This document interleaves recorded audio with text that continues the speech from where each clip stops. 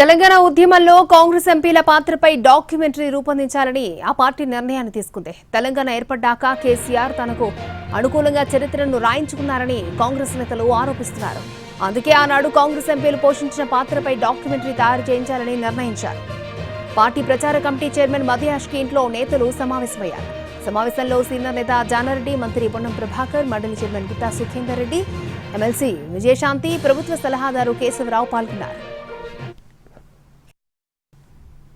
ఉద్యమంలో పార్లమెంటు మెంబర్ల యొక్క పాత్ర, తెలంగాణ రాష్ట్ర ఏర్పాటులో పార్లమెంటరీ సిస్టంలో పార్లమెంట్ చట్టం ద్వారా ఏర్పడిన రాష్ట్రంలో అప్పటి పార్లమెంటు సభ్యుల పాత్ర ఏంటి?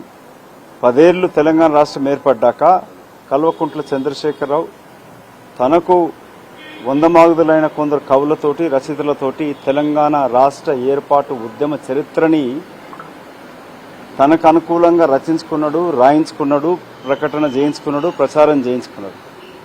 అసలు చరిత్ర బయటికి రావాల్సిన అవసరం ఉన్నది.